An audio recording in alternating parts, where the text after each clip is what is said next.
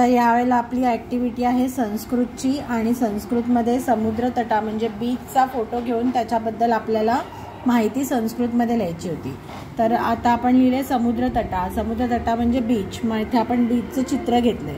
मग आता त्यांनी मंजुषा म्हणजे काय काय काय शब्द आपण वापरू शकतो ते ह्याच्यात दिले।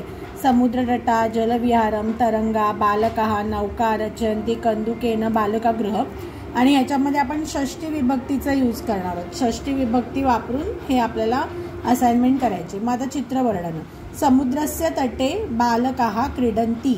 समुद्रस्य हे षष्ठी विभक्ती आहे। समुद्राच्या तटे म्हणजे समुद्राच्या किनारी मुलं खेळत आहेत। जलस्य मुलं खेळतात। जलस्य तरंगाः तटं स्पृशन्ति। जलस्य षष्ठी विभक्ती। जलाच्या म्हणजे काय पाण्याच्या लाटा समुद्र किनाऱ्याला स्पर्श करतात।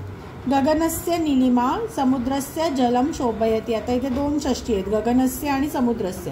म्हणजे गगनाचा निळा रंग समुद्राच्या पाण्यामध्ये परिवर्तित होतोय, शोभून दिसतोय।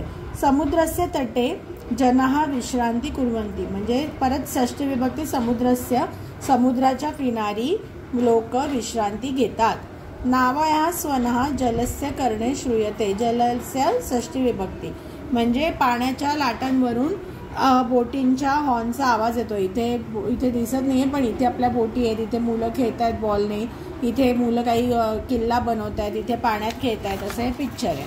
नेक्स्ट सेंटेन्स आपण लिहिले बालकाः बालिकाश्च समुद्रस्य क्रीडया रुष्टां भवन्ति। म्हणजे काय मुलं मुली पाण्यात खेळून काय होत आहेत, आनंदित होत आहेत। समुद्रस्य षष्ठी विभक्ती। समुद्रस्य गंभीरः नादः शांतीं ददाति म्हणजे समुद्राच्या गंभीर आवाजाने आपल्याला शांती मिळते। समुद्रस्य तीरम शीतलम अस्ति म्हणजे समुद्र किनारी एकदम शांत थंड वाटतं। दूरस्थे बालकाः बालुकास्य दुर्गम रचयन्ति म्हणजे दूर मुलं जी आहेत, लहान मुलं वाळूचा किल्ला बनवत आहेत। दूरस्थे समुद्रस्य तटे बालकाः कंदुक क्रीडां कुर्वन्ति म्हणजे समुद्राच्या किनारी दूरवर मुलं बॅट बॉल खेळत आहेत। तर अशी आहे आपली संस्कृतची ॲक्टिव्हिटी। धन्यवाद। जर तुम्हाला आमचे व्हिडिओ आवडत असतील तर आम्हाला लाईक, सबस्क्राईब, शेअर करायला विसरू नका। अजून तुम्हाला काय व्हिडिओज बघायला आवडतील ते आम्हाला नक्की सांगा।